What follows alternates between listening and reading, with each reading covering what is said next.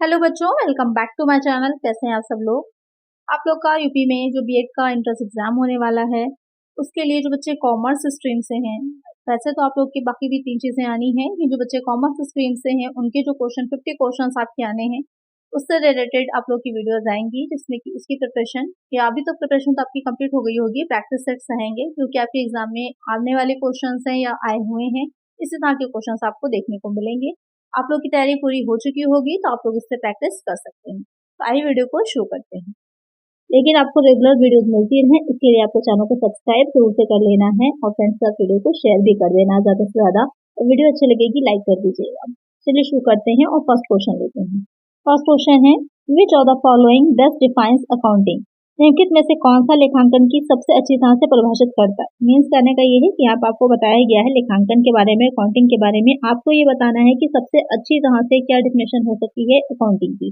The process of selling goods and services to customers, the process of recording, classifying and summarizing financial transactions, the process of advertising products to increase sale, the process of managing human resource in a company। तो क्या कह रहा है कि लेखांकन की अच्छी सी definition क्या है कि ग्राहक जो है उनको माल और सेवाओं को बेचने की प्रक्रिया है, वित्तीय लेने को रिकॉर्ड करने, उन्हें वर्गीकृत करने और सारांशित करने की प्रक्रिया है, बिक्री बढ़ाने के लिए उत्पादों का विज्ञापन करने की प्रक्रिया, इसी कंपनी में मानव संसाधन के प्रबंधन की प्रक्रिया।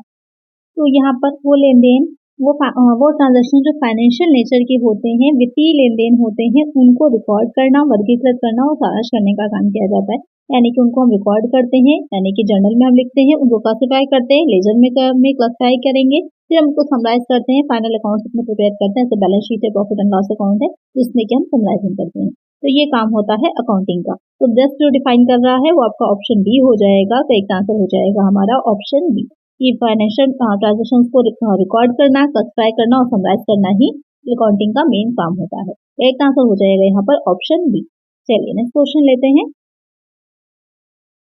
नेक्स्ट क्वेश्चन है, which is the last step of accounting as a process of information. सूचना की प्रक्रिया के रूप में लेखांकन का अंतिम चरण कौन सा है। खातों की पुस्तकों में डेटा रिकॉर्ड करना, वित्तीय विवरणों में सारांश तैयार करना, सूचना का संचार, सूचना का विश्लेषण और व्याख्या। बहुत ही अच्छा और इम्पोर्टेंट क्वेश्चन है ये क्वेश्चन आपसे पूछ रहा है कि जब हम लेखांकन का काम करते हैं तो उसकी एक प्रोसेस होती है पूरी, उस प्रोसेस का लास्ट स्टेप क्या होता है, ये क्वेश्चन कह रहा है। तो अभी प्रीवियस क्वेश्चन में आपने देखा ही, वहाँ पर क्या कर रहे थे हम, जो फाइनेंशियल ट्रांजेक्शन हो रहे थे उनको हम रिकॉर्ड कर रहे थे, उनका लेखा करेंगे जो कि हम जर्नल में रखेंगे, रिकॉर्ड कर रहे थे। उसके बाद उसको हम क्या कर रहे थे, क्लासिफाई कर रहे थे। तो रिकॉर्ड करने का काम जो होता है हमारा, वो हो जाएगा आपका जर्नल में हम रिकॉर्ड करते हैं, जर्नल बनाते हैं, उसकी सब्सिडरी बुक तैयार करते हैं जर्नल की। जिसकी सब्सिडरी जो बुक्स होती हैं, जिसमें कि आपकी कौन सी बुक्स आ जाती हैं, जैसे कि आपकी है सेल्स बुक हो जाएगी, परचेज बुक हो जाती है, ये सारी चीजें हम रखते हैं। क्लासिफाई करते हैं, क्लासिफाई में क्या हो जाता है, क्लासिफाई में हम बनाते हैं लेजर जो है हमारा, कि अलग अलग जितने भी हमारे अकाउंट्स होते हैं उनको हम अलग अलग क्लासिफाई करते हैं, वर्गीकृत करते हैं। क्लासिफाई करने के बाद हम क्या करते हैं, ट्रायल बैलेंस बनाते हैं, जिससे कि हम ये भी देखते हैं कि जो हमने लेखे रखे हैं सही है या नहीं है। ट्रायल बैलेंस तैयार किया जाता है। उसके बाद हम उसको फाइनल अकाउंट्स तैयार करते हैं। ये सब काम करने के बाद हम क्या करते हैं, उनका जो फाइनल अकाउंट्स हमने प्रिपेयर कर लिए होते हैं उनका एनालिसिस किया जाता है। और सबसे लास्ट का काम हो जाता है एनालिसिस करने के बाद, कि हमने एनालिसिस कर लिया। एनालिसिस करने के बाद हम उसकी जो भी हमने आंकड़े रखे हैं या बनाए हैं अभी तक जो हमने प्रोसेस करी है, उसको जो व्यक्ति इंफॉर्मेशन चाहिए होती है, जिनको जरूरत है, जिनको आगे निर्णय लेना, डिसीजन मेकिंग का काम करना है, उन तक जो सूचनाएं होती हैं उनको कम्युनिकेशन करना। तो सबसे लास्ट वाला प्रोसेस अगर कहा जाए कि प्रोसेस में सबसे लास्ट कदम क्या होता है, तो होता है कम्युनिकेशन का। कम्युनिकेट करते हैं हम, सूचनाओं का संवहन करते हैं। तो यहाँ पर लास्ट स्टेप क्या होगा, कम्युनिकेशन ऑफ इंफॉर्मेशन, सूचना का संचार। ये हो जाएगा सबसे लास्ट स्टेप। तो अब आपको समझ में आ गया होगा कि क्या पूरा स्टेप होते हैं या क्या प्रोसेस पूरी होती है जो अकाउंटिंग का हम काम करते हैं उसकी। बहुत अच्छे से इसको समझ लीजिए। एक एक चीज पूछी जा सकती है। अगर कहा जाए कि रिकॉर्ड किसमें करते हैं, तो आपका जर्नल हो गया। क्लासिफाई किसमें करते हैं, लेजर हो गया। उसके बाद हम मिलान करते हैं, वो आपका ट्रायल बैलेंस हो गया। फिर हम फाइनल अकाउंट पर, ट्रायल बैलेंस के बाद एक और चीज आती है, एडजस्टमेंट एंट्रीज भी की जाती हैं, कि अगर कुछ छूट गया है या जैसे बैड डेट है, बैड डेट अगर अब आपका बाद में रिकवर हो रहा है, पहले था कि नहीं मिलेगा, लेकिन अगर रिकवरी हो गई तो वहां पर हमें एडजस्टमेंट एंट्रीज करनी पड़ जाती हैं। तो वहाँ पर एडजस्टमेंट एंट्रीज करते हैं। फिर हम अपने फाइनल अकाउंट्स तैयार करते हैं। फाइनल अकाउंट्स में क्या होता है, ट्रेडिंग अकाउंट आएगा, प्रॉफिट एंड लॉस अकाउंट आएगा और बैलेंस शीट आ जाती है। उसको एनालिसिस करते हैं, फिर हम कम्युनिकेशन करते हैं। तो लास्ट स्टेप हो जाएगा कम्युनिकेशन ऑफ इन्फॉर्मेशन। तो इसमें आपके बहुत से क्वेश्चन क्लियर हो गए, इसको अच्छे से समझिएगा। बहुत से क्वेश्चन आपके क्लियर हो जाएंगे। कोई भी क्वेश्चन यहाँ से पूछता है तो आप आसानी से इसका आंसर दे पाएंगे। एक आंसर होगा ऑप्शन सी। चलिए नेक्स्ट क्वेश्चन पे चलते हैं। नेक्स्ट क्वेश्चन है यहाँ पर, the art of recording all business transaction in a systematic manner in a set of book is called. पुस्तकों के एक सेट में व्यवस्थित तरीके से सभी व्यावसायिक लेन देन को रिकॉर्ड करने की कला को कहा जाता है। अभी मैंने ये बात आपको समझाई थी कि सारी चीजों को रिकॉर्ड करने की बात कही जा रही है, तो वो स्टेप क्या कहलाती है। अब यहाँ से बहुत अच्छा क्वेश्चन निकल करके आ रहा है, ध्यान से समझिएगा। लेखांकन कहते हैं, बही खाता कहते हैं, खाता बही कहते हैं, इनमें से कोई नहीं। तो यहाँ पर accounting, bookkeeping, ledger, none of these. तो यहाँ पर जो कह रहा है कि हम रिकॉर्ड कर रहे हैं, पहला काम है कि रिकॉर्ड कर रहे हैं। तो जितने भी व्यावसायिक लेन देन का रिकॉर्ड कर रहे हैं, उसकी जो आर्ट है या वो कला है या वो बुक है, वो क्या कहलाती है, उसे हम बुक कीपिंग कहते हैं।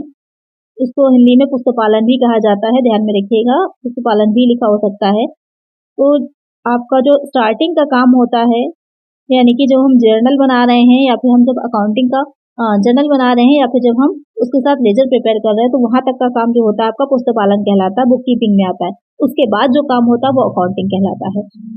ये आपने पढ़ा भी होगा ग्रेजुएशन में, अपने बीकॉम की बुक्स में आपने फाइनेंशियल अकाउंटिंग में पढ़ा होगा कि पुस्तकालन के बाद होता है लेखांकन का काम। यानी कि कह सकते हैं कि accounting start from where the bookkeeping ends. जहाँ पर बुक कीपिंग एंड होती है वहां से हमारी अकाउंटिंग स्टार्ट होती है। इस तरह का क्वेश्चन आपने पढ़ा होगा, पूछा भी जाता था एग्जाम में। यहाँ पर एक आंसर हो जाएगा ऑप्शन बी। चलिए नेक्स्ट क्वेश्चन देखते हैं। नेक्स्ट क्वेश्चन है, which qualitative characteristics of accounting information is reflected when accounting information is clearly presented। लेखांकन जानकारी की कौन सी गुणात्मक विशेषताएं तब परिलक्षित होती हैं जब लेखांकन जानकारी स्पष्ट रूप से प्रस्तुत की जाती है। बोधगम्यता, प्रासंगिकता, तुलनीयता, विश्वसनीयता। तो क्वेश्चन यहाँ पे क्या कह रहा है कि लेखांकन जानकारी की कौन सी गुणात्मक विशेषताएं। हर चीज में दो तरह की आपको क्वालिटीज देखने को मिलती हैं, एक होती है मात्रात्मक क्वांटिटेटिव, एक होती है गुणात्मक क्वालिटेटिव। यहाँ पर कह रहा है कि कौन सी गुणात्मक विशेषताएं होती हैं जो तब परिलक्षित होती हैं, रिफ्लेक्ट करती हैं जब जानकारी हमें सही ढंग से स्पष्ट रूप से प्रस्तुत की जाती है। तो कौन सी हो जाएगी, ये क्वेश्चन कह रहा है यहाँ पर। तो हो जाती है आपकी बोधगम्यता, अंडरस्टैंडेबिलिटी। अगर ढंग से सही तरह से आपके पास इंफॉर्मेशन को प्रस्तुत किया जाएगा तो आप आसानी से उसको समझ पाएंगे, अंडरस्टैंडेबल होगी। अदरवाइज वो आपकी समझ में नहीं आएगी।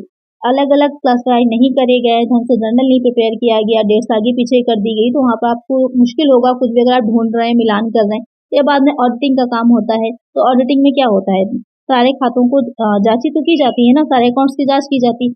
अगर आपने सही ढंग से नहीं रखी है तो वहाँ पर जांच करना भी पॉसिबल नहीं होगा। तो यहाँ पर का आंसर क्या हो जाएगा, ऑप्शन ए हो जाएगा। चलिए नेक्स्ट क्वेश्चन है, use of common unit of measurement and common format of reporting promotes.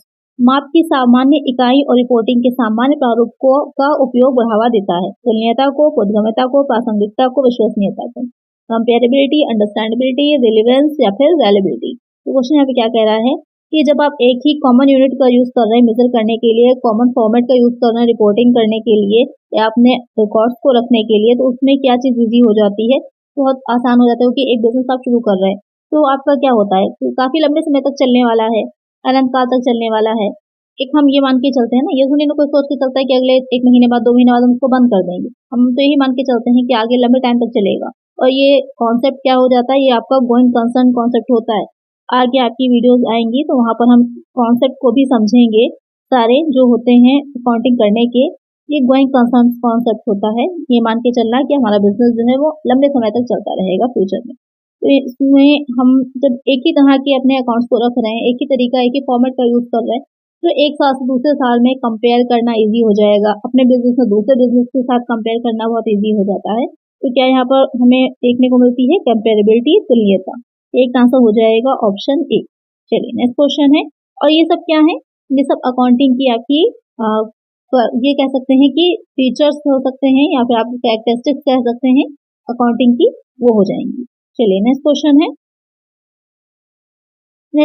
है, which accounting concept states that all financial transaction should be recorded in the books of accounts and supported by verifiable evidence. कौन सी लेखांकन धारणा कहती है कि सभी वित्तीय लेन देन को खातों की पुस्तकों में दर्ज किया जाना चाहिए और सत्यापन योग्य साक्ष्य द्वारा समर्थित होना चाहिए। लागत अवधारणा, धर्मार्थ अवधारणा, रूढ़िवादी या फिर सत्यापन अवधारणा। तो यहाँ पर क्वेश्चन आपसे कह रहा है कि अकाउंटिंग कॉन्सेप्ट, जैसे कि प्रीवियस क्वेश्चन में मैं बात कर ही रही थी आपसे कि कुछ कॉन्सेप्ट है जिनके बेस पर अकाउंटिंग की जाती है।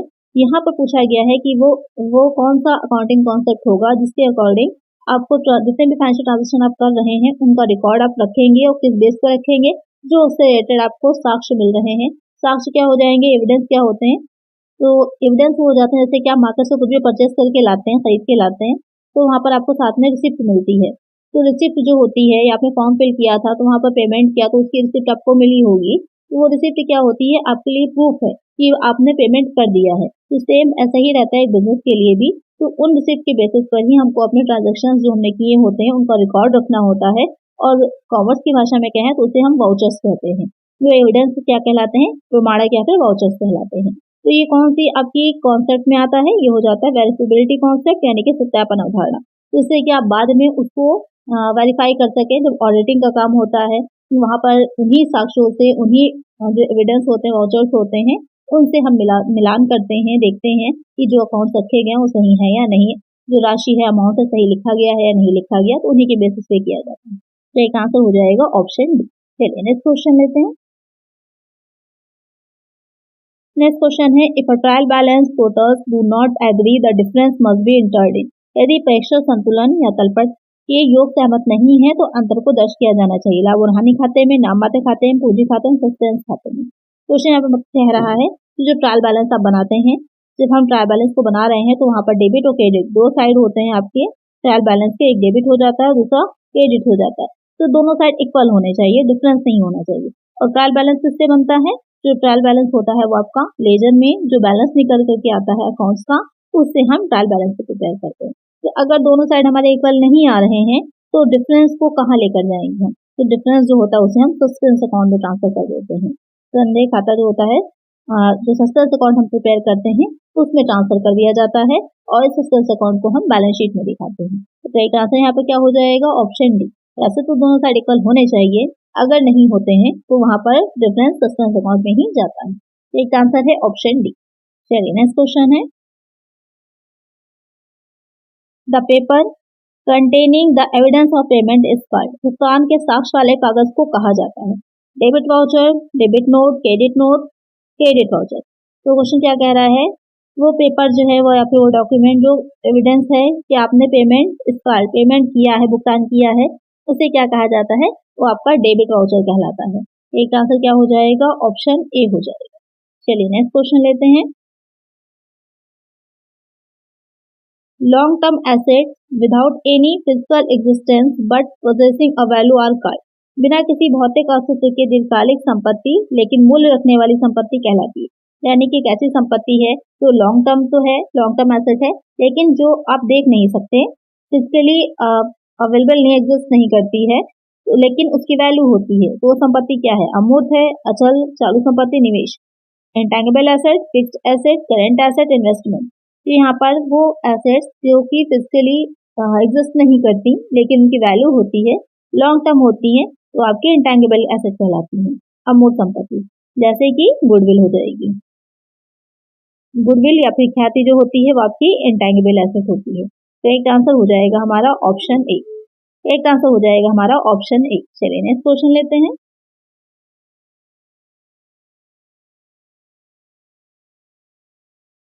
The person, firm or institution who doesn't pay the price in cash for the goods purchased or the services received is called. वह व्यक्ति, फर्म या संस्था जो खरीदे गए सामान या प्राप्त सेवाओं के लिए नगद में कीमत का भुगतान नहीं करती, उसे कहा जाता है।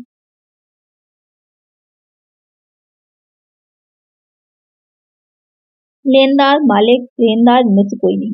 क्वेश्चन क्या कह रहा है यहाँ पर कि कोई पर्सन है, फर्म है या इंस्टीट्यूशन है जो कि किसी भी तरह के गुड्स को या फिर सर्विसेज को परचेज कर रही है, खरीद रही है, और वो आपको नगद में कैश पे पेमेंट नहीं कर रही है, तो उसे आप क्या कहेंगे, या वो आपके बिजनेस में क्या है, क्रेडिटर है, प्रोप्राइटर है, डेबिटर है या फिर नन ऑफ दिस। तो आपका डेटर हो जाता है और उसे आप कहाँ दिखाते हैं, जो आपका बैलेंस शीट में एसेट साइड का कॉलम है वहां पर उसको हम दिखाते हैं। तो और ये किस तरह की एसेट होती है, ये आपकी करेंट एसेट होती है, चालू संपत्ति होती है, जो डेटर्स होते हैं। और जो क्रेडिटर्स होते हैं, तो क्रेडिटर का मतलब होता है कि आपने कुछ परचेज किया और आपने उसको भुगतान नहीं किया, उसको पेमेंट नहीं किया, तो वहां पर क्रेडिटर हो जाता है। ये आपकी करंट लायबिलिटी हो जाती है, इसको शॉर्ट में लिख देते हैं, करंट लायबिलिटी हो जाती है।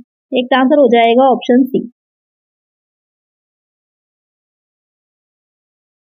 चलिए नेक्स्ट क्वेश्चन लेते हैं।